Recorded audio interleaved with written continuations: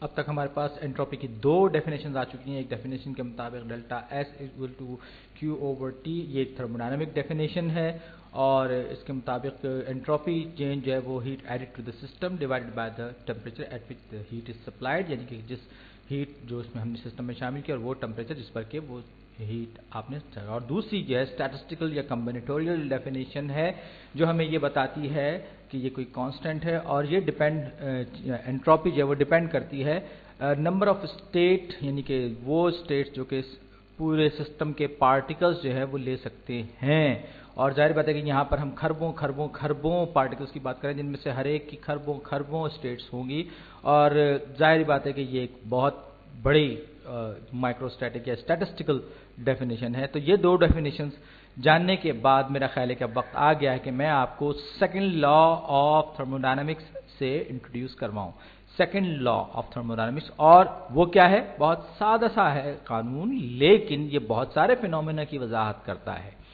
اور وہ یہ کہتا ہے کہ چینج ان انٹروپی، کائنات کی، یونیورس کی جو انٹروپی ہے وہ کہ چاہے وہ کوئی بھی پروسیس ہو، ہمیشہ گریٹر دین زیرو یا ایکول ٹو زیرو رہے گی. یعنی کہ entropy of the universe always increases, کائنات کی انٹروپی ہمیشہ بڑھے گی یا اپنی جگہ پہ رہے گی، کم کبھی بھی نہیں ہوگی.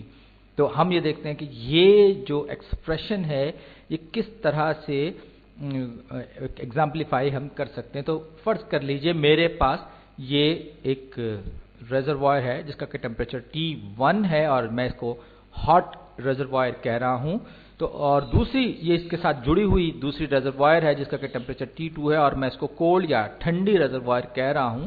تو اب فرض کیجئے کہ میں ایک گلاس پانی کا بھرا ہوا گلاس یا برف رکھتا ہوں یہاں پہ، تو کیا ہوگا؟ ظاہری بات ہے کہ وہ جو ہے وہ سبسٹنس جو ہے وہ ان دونوں کی ہیٹ کے جنکشن پہ اگر رکھا جائے تو دونوں طرف سے ہیٹ ایبزارب کرے گا، اور ہو سکتا ہے کہ اگر وہ زیادہ ٹھنڈا ہو تو کچھ کم ٹھنڈا ہو جائے، کم ٹھنڈا ہو تو زیادہ. بہرحال مقصد یہ ہے کہ یہ جو اگر یہ آپس میں جڑے ہوئے ہیں تو یہ ہیٹ جو ہے وہ زیادہ ٹمپریچر والے ریزروائر سے کم ٹمپریچر والے ریزروائر کی طرف بڑھے گی. اور جو آئس کیوب فرض کر لیجیے، اگر میں نے ایک کپ کے اندر، کھولتی ہوئی کافی کے کپ کے اندر میں نے آئس کیوب رکھا، تو ظاہر بات ہے وہ کبھی بھی ایسا نہیں ہوگا کہ کیوب ٹھنڈا ہوتا چلا جائے اور کافی جو ہے وہ گرم ہوتی چلی جائے. وہ دونوں کے دونوں ایک مڈل یا میڈیم ٹمپریچر پر، بیچ کے کسی ٹمپریچر پر آ کر وہ سیٹل ڈاؤن ہوں گے. تو یہاں پر بھی یہی ہوگا کہ یہ جو ریزروائر ہے یہ اپنی ہیٹ دے گی، اور آخر کار ایک وقت ایسا ہوگا کہ یہ دونوں کے دونوں جو ہے ان کا ٹمپریچر بیچ میں کسی ٹمپریچر پر آ کے سیٹل ہو جائے گا. لیکن یہاں پر یہ ایک تھیوریٹیکل چیز ہے، مفروضہ چیز ہے. تو میں یہ ازیوم کر رہا ہوں کہ اس کا ٹمپریچر جو یہ بہت انلمیٹڈ ہے، یہ بہت بڑی ہے. تو اس میں جو ہیٹ، اس کی جو انٹروپی چینج ہوگا ریزروائر میں، T1 والی ریزروائر میں، تو یہ ڈیلٹا ایس یو اس کی وجہ سے کیا ہوگا؟ چینج آئے گا. تو اس کو میں نے ڈیلٹا ایس T1 کر دیا، سوری میں اس کو ڈیلٹا ایس 1 کر دیتا ہوں کیونکہ یہ اسٹیٹ، سمجھیے کہ یہ اسٹیٹ 1 ہے، سسٹم 1 ہے، اور چینج آف انٹروپی ان سسٹم 2. تو ظاہری بات ہے کہ ہائر ٹمپریچر والی جو ریزروائر ہے اس نے ہیٹ لوز کی ہے، یا اس سے ہیٹ حرارت جو ہے وہ نکل باہر گئی ہے. تو اب یہ ہوگا، یہ از اکول ٹو کیا ہو جائے گا؟ مائنس کیو، کیونکہ اس نے ہیٹ دی ہے تو یہ minus Q divided by T1. اور یہ جو T2 یا دوسری جو ریزروائر ہے، ٹھنڈی ریزروائر ہے، اس نے بھی ہیٹ اتنی ہی ایبزارب کی، لیکن اس کا جو ٹمپریچر ہے یہ T2 پر اس نے وہ ہیٹ گین کی ہے. تو اس صورت میں کیا ہوگا؟ ظاہری بات ہے کہ یہ جو لوور ٹمپریچر ہے یہ ڈینومینیٹر میں، اور T1 جو ہے وہ ہائر ٹمپریچر ہے. اب کیا یہ زیرو سے بڑا ہوگا؟ ذرا سوچئے، غور کیجئے. اگر میں اس پوری ایکویشن کو ری رائٹ کروں تو یہ ہو جائے گا Q over T2 minus Q، یہ Q اوور T1 یہ یہاں آ جائے گا. تو اب بتائیے ان میں سے کون سا نمبر بڑا ہے، T1 والا یا T2 والا؟ ظاہری بات ہے کہ T1 جو ہے وہ ایک لارجر یا بگر نمبر ہے، بڑا نمبر ہے. تو ڈینومینیٹر میں بڑے کا مطلب یہ ہوگا کہ اوور آل نمبر جو ہے وہ چھوٹا ہو جائے گا، کیونکہ Q دونوں ایکسپریشنز میں سیم ہے. تو نیومریٹر دونوں کا سیم ہے، لہذا T2 के छोटा होने की वजह से ये टर्म जो है ये बड़ी हो जाएगी। मिसाल के तौर पर अगर मैं 1/t में से 1/3 माइनस करूं तो जो नंबर मेरे पास आएगा वो 0 से बड़ा ही आएगा। ये भी कुछ इसी तरह का केस है और मेरा ख्याल है कि एंट्रोपी के बारे में सोचने का एक बेहतर और मुनासिब तरीका है कि हमने ये इसके डिफरेंस हमने ले लिया और हमें पता चल गया कि ज़्यादा टेम्परेचर की वजह से ये जो पूरा का पूरा एक्सप्रेशन है ये ग्रेटर देन 0 रहेगा, यानी कि एंट्रोपी ऑफ द यूनिवर्स यहाँ पर भी इस हीट ट्रांसफर की सूरत में भी ये जो एंट्रोपी है वो कायनात की या यूनिवर्स की एंट्रोपी बढ़ेगी। अब आप हो सकते हैं कि आप ये कहें कि जी नहीं ऐसी बात नहीं है, मैं आपको एक एक्सरसाइज एग्जांपल दे सकता हूं जहां पर ये आपका सेकंड लॉ ऑफ थर्मोडायनेमिक्स गलत साबित होता हो। तो मिसाल के तौर पर आपने कहा कि मेरे एक कमरे में मैंने एयर कंडीशन लगाया हुआ है जो कि अंदर ठंडक पैदा कर रहा है और बाहर जो है वो गर्मी जा रही है, और जाहिर बात है एयर कंडीशन यही करता है कि आपके कमरे को अंदर से ठंडा रखता है। तो ये कमरा जो है अंदर से ठंडा हो गया और बाहर इसके हीट बाहर निकालने की वजह से ये कमरा बाहर का हिस्सा जो है वो गर्म हो गया। तो इसने हीट जो है इस सिस्टम से, अगर कमरे को हम सिस्टम कहें तो इसने बाहर निकाली, यानी Q जो है यहां से यहां बाहर निकाल दी। बाहर गर्म हवा है और अंदर ठंडी हवा है। तो आप कह सकते हैं कि जी थर्मोडायनामिक्स का सेकंड लॉ गलत साबित हो गया। लेकिन आप एक चीज भूल रहे हैं, एक बहुत मामूली से फैक्ट, एक बहुत छोटी सी हकीकत आप भूल रहे हैं कि एयर कंडीशन जो यहां पर है इसमें भी तो एक तरह का अपना एक कंप्रेसर है जो कि ये सारा काम एक्टिवली कर रहा है। फर्ज कर लीजिए जैसे कि ये एक कंप्रेसर है और ये चलिए ये गोल ये कंप्रेसर है और ये भी कुछ ना कुछ अपनी वजह से हीट जो है ये बाहर फेंक रहा है। तो हम इसे कह सकते हैं कि heat expelled by the engine. तो अब आप अगर मालूम करना चाहें कि कितनी एंट्रोपी चेंज इस पूरे प्रोसेस की वजह से यूनिवर्स की एंट्रोपी में चेंज आया, तो आप कहेंगे delta S C compressor plus delta S sorry ये रूम और ये आउटसाइड, और यानी कि रूम की एंट्रोपी और आउटसाइड की एंट्रोपी। और अगर आप बस एक लम्हे के लिए इसको रुक कर देखें तो फिर जाहिर क्या होगा, ये Q/T1 इनसाइड टेम्परेचर T1 है और ये माइनस है क्योंकि हीट बाहर निकल रही है और ये बाहर की जो अराउंड है सराउंडिंग है ये टेम्परेचर गेन कर रही है और वो हीट जो है वो बाहर आ रही है। तो ये जो T2 जो है ये एक बड़ा नंबर है। तो ये जो चीज है आप कहेंगे कि जी ये तो पूरा का पूरा एक्सप्रेशन ये नेगेटिव हो जाएगा और इस तरह से सेकंड लॉ ऑफ थर्मोडायनामिक्स की नफी हो जाएगी या गलत साबित हो जाएगा। नहीं, ये पूरी बात नहीं है। यहां पर एक चीज और है, एक हीट और है जो कि कंप्रेसर की वजह से बाहर निकल रहा है, वो है QE डिवाइडेड बाय T2। और ये मैं आपको गारंटी देता हूं कि ये जो नंबर है ये इतना बड़ा होगा कि ये पूरे के पूरे एक्सप्रेशन को पॉजिटिव कर देगा। और जब आप total net entropy of the universe calculate करेंगे इसकी मदद से तो वो पॉजिटिव ही आएगी। तो अब हम मजीद सोचते हैं कि एंट्रोपी क्या है और क्या नहीं है। जब आप केमिस्ट्री की इब्तिदाई क्लासेस में पढ़ते हैं तो एंट्रोपी के बारे में उमूमन आपको बताया जाता है कि एंट्रोपी जो है वो डिसऑर्डर का नाम है, जो जाहिरी बात है कि कोई बिल्कुल गलत बात भी नहीं है। लेकिन यहां पर जो डिसऑर्डर का मतलब समझाया जाता है वो उस समय इत्तेफाक नहीं करता। हमें यह बताया जाता है कि जी अगर एक कमरा क्लीन रूम है, एक कमरा साफ सुथरा पड़ा हुआ है और एक गंदा या डर्टी रूम है, गंदा कमरा है, तो गंदे कमरे की एंट्रोपी ज्यादा होगी, साफ कमरे की एंट्रोपी कम होगी। और एंट्रोपी के मामले में ऐसा बिल्कुल भी नहीं है। तो ये एक अच्छी एग्जाम्पल नहीं है, it's not a good example. क्यों?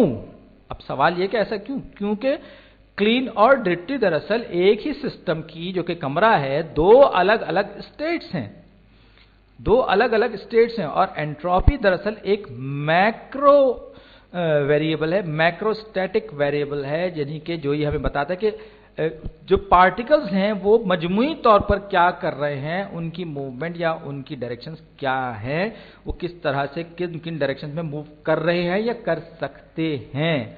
तो ये स्टेट वेरिएबल है, ये स्टेट से डील करता है। और क्लीन और डर्टी स्टेट्स जो है ये दो स्टेट्स हैं एक ही रूम की, ये एंट्रोपी का मेजर नहीं है।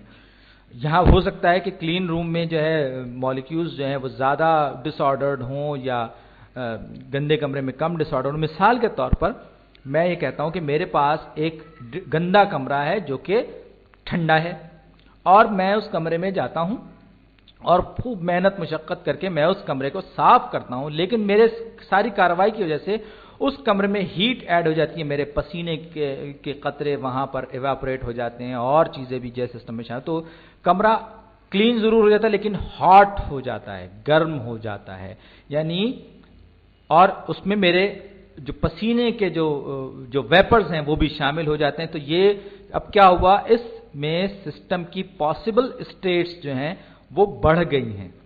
صحیح, یہاں پر ظاہری بات ہے کہ چیزیں میں نے میری وجہ سے چیزیں ایڈ ہو گئیں, کچھ اور پارٹیکلز ایڈ ہو گئے, اس کا ٹمپریچر بھی بڑھ گیا. تو اب کیا ہوا, گندے لیکن ٹھنڈے کمرے کے مقابلے میں گرم لیکن صاف کمرے کی انٹروپی بڑھ گئی, کیونکہ میں نے وہاں پر ہیٹ شامل کر دی میری وجہ سے. میری اپنا باڈی ٹمپریچر تھا, میری اپنی پسینہ تھا, سب چیزیں جو ہے. تو لہٰذا ڈس آرڈر جو ہے وہ اپلائی روم کی ایگزامپل پر پوری طرح سے نہیں ہوتا. یہ ایک بری ایگزامپل ہے. اب فرض کر لیجئے میرے پاس ایک بال ہے, بال جو ہے وہ اوپر سے گر رہی ہے نیچے کی طرف اور یہ زمین ہے. تو اب آپ پوچھ سکتے ہیں کہ بھائی جب یہ بال گرے گی اور یہ گرتے ہی ایک دم سے رک جاتی ہے تو اس کے تو کائنیٹک انرجی تھی, یہ اوپر گئی, اس نے اس کے پوٹینشیل انرجی ساری کی ساری کائنیٹک انرجی میں کنورٹ ہوئی, پھر یہ آ کے زمین سے ٹکرا گئی اور ٹکرانے کے بعد جو ہے یہ رک گئی. تو اب وہ جو انرجی تھی وہ کہاں گئی, کیا ہوا, اس کائنیٹک انرجی کا کیا ہوا, یہ کیوں سٹاپ ہو گئی؟ اس کا مطلب یہ کہ انرجی تو ختم ہو گئی, انرجی غائب ہو گئی. نہیں, انرجی غائب یا ختم نہیں ہوئی, بلکہ اگر آپ اس بال کو دیکھیں جو یہ گر رہی تھی تو دراصل اس میں تو سارے کے سارے مالیکیولز تھے جو ایک دوسرے کے ساتھ ملے ہوئے تھے, اور گراؤنڈ میں بھی, زمین میں بھی مالیکیولز تھے جو کہ کسی نہ کسی کائنیٹک انرجی کے ساتھ وائبریٹ کر رہے تھے اور ان کی پوٹینشیل انرجی بھی تھی. تو بال میں بھی مالیکیولز تھے اور ان میں سے بھی ہر مالیکیول اپنی اپنی جگہ وائبریٹ کر رہا تھا, لیکن اوور آل جو ہے اس کی موومنٹ جو تھی بال کے سارے پارٹیکلز کی وہ نیچے کی طرف تھی. تو اب فرض کر لیجئے یہ میں بال کا وہ پورشن بنانے جا رہا ہوں مالیکیولز کی فارم میں جو کہ انٹرفیس پر ہیں اس گراؤنڈ کے ساتھ, یعنی کہ یہ وہ حصہ ہے جو کہ زمین کے ساتھ یا گراؤنڈ کے ساتھ ٹکرا رہا ہے. یہ گراؤنڈ کے پارٹیکلز ہیں اور یہ بال کے پارٹیکلز ہیں. ٹھیک ہے, اب ہم ایک مائکرو اسٹیٹ کو دیکھ رہے ہیں, یاد رکھیے گا اس وقت ہم مائکرو اسٹیٹ کی بات کر رہے تھے. اب ہم دیکھتے ہیں کہ یہاں مائکرو اسٹیٹ پہ یا مائکرو لیول پر کیا ہونے جا رہا ہے. یہ جو پارٹیکلز ہیں یہ نیچے کی طرف موو کر رہے ہیں, ان کی اپنی اپنی وائبریشن بھی ہے, لیکن ہم اوور آل موشن کی بات کریں, یہ نیچے کی طرف حرکت کر رہے ہیں. اور جب یہ گراؤنڈ سے زمین سے ٹکراتی ہے تو کیا ہوگا, ظاہری بات ہے کہ گراؤنڈ کے پارٹیکلز میں یہ اپنی کائنیٹک انرجی کو بھی منتقل کر, ظاہری بات ہے کہ یہ جو پارٹیکلز ہیں یہاں بھی موو کر رہے ہیں اور گراؤنڈ کے جو پارٹیکلز ہیں ان کی بھی انرجی تھوڑا بہت یہ لیں گے. نتیجہ کیا ہوگا کہ دونوں طرف جو پارٹیکلز ہیں ان میں جو پچھلی اسٹیٹ تھی اس کے مقابلے میں ان کے جو وائبریشنز ہیں وہ تبدیل ہو جائے گی اور ڈائریکشنز جو ہیں وہ بھی تبدیل ہو جائیں گے. تھوڑا بہت تبدیلی ضرور رہے گا, ضروری نہیں کہ ہم اس تبدیلی کو محسوس بھی کر سکیں. یہ پارٹیکلز جو ہیں یہ ان کی موومنٹ جو ہے وائبریشن جس کو ہم کہیں, تو یہ وائبریشن جو ہے یہ تھوڑی اس میں گڑبڑ ہو جائے گی اور رینڈم ڈائریکشن ہوگی, ہر طرح کی ہر قسم کی ڈائریکشن جس کا ہم اسیوم کر سکتے ہیں یہ ہو سکتی ہے. اور یہ اس طرح سے یہ سب ادھر ادھر الل ٹپ ڈائریکشنز میں یہ سب ہوگا. نتیجہ کیا ہوگا کہ یہ جو ہے انٹروپی انکریز ہوگی. اب یہ دیکھیے, اگر یہ سارے کے سارے پارٹیکلز آرڈر میں ہیں, بالکل ایک آرڈر میں, تو اوور آل اسٹیٹ جو ہے وہ ہم اس کو ڈیفائن کر سکتے ہیں. لیکن اگر ہم یہ ایک بالز رینڈم ڈائریکشنز میں ہیں لیکن بال اسٹیشنری ہے, مالیکولر لیول پہ یہ پارٹیکلز ایک دوسرے سے باؤنس کر رہے ہیں, ٹکرا رہے ہیں, تو پھر اس صورت میں کائنیٹک انرجی کو ہم انٹرنل انرجی کہیں گے. اور ٹمپریچر آپ کو پتا ہے کہ ایوریج کائنیٹک انرجی کے برابر ہوتا ہے. تو اس صورت میں ہم نے کیا کیا, ہم نے ڈس آرڈر کو بڑھا دیا. ویلوسٹیز اور انرجیز آف مالیکیولز ہیں وہ اس ٹکرانے سے پہلے کچھ اور تھیں اور اب کچھ اور ہو گئیں, اور یہ سب کی سب بال کے ٹکرانے کی وجہ سے یہ سب کا سب یہ وائبریشن رینڈم ڈائریکشنز میں ایک دم سے بڑھ گئیں. یا یوں کہیں کہ جو نسبتاً آرڈرڈ فارم میں تھی وہ ڈس آرڈر میں یہ پارٹیکلز آ گئے, یہ ارتھ کے جو مالیکیولز ہیں اور خود بال کے اپنے مالیکیولز ہیں. اب ہو سکتا ہے آپ یہ سوچیں کہ کیا اس بات کی کوئی پروبیبلٹی ہے کہ یہ بال جو ہے گراؤنڈ کو ہٹ کرے اور کوئی جو ہے پورا کا پورا جو پارٹیکلز جو ہیں وہ ری ارینج बिल्कुल हों और बिल्कुल अपोजिट डायरेक्शन में इसको वापस हिट करें, बजाय इसके कि ये एंट्रोपी जिसको में रैंडमनेस बढ़े वो ना बढ़े। तो और बिल्कुल 1 सेकंड के लिए शायद ऐसा हो, इस बात की प्रोबेबिलिटी है कि ये सारे के सारे पार्टिकल्स जो है इस तरह से मूव करें कि ये बॉल को रखे बॉल को एकदम से ऊपर की तरफ उछाल दें, लेकिन ऐसा होने के लिए शायद आपको खरबों साल इंतजार करना पड़ेगा, क्योंकि ऐसा होने की प्रोबेबिलिटी बहुत बहुत बहुत बहुत कम है।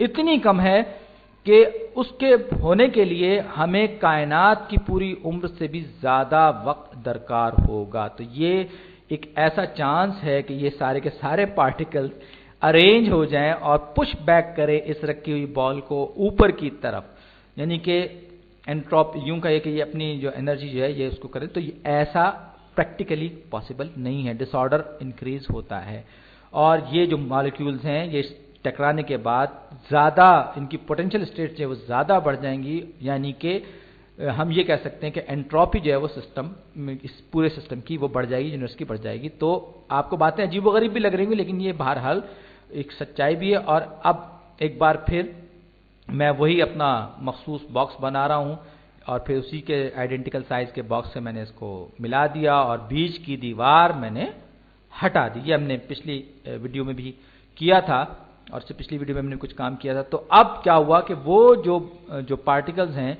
जो कि इस टकरा रहे थे, अब उनको टकराने के लिए ज्यादा फासला तय करना पड़ेगा, यानी कोई चीज रोकने वाली नहीं रहेगा। फौरी तौर पर ये मॉलिक्यूल्स जो हैं ये उस हिस्से में भी फैल जाएंगे थोड़ी ही देर में, और ये मॉलिक्यूल्स जो हैं जाहिर बात है कि ये फैल कर ये पूरे का पूरे अब जो 2 कंटेनर जो अब एक कंटेनर में तब्दील हो चुके हैं, इनको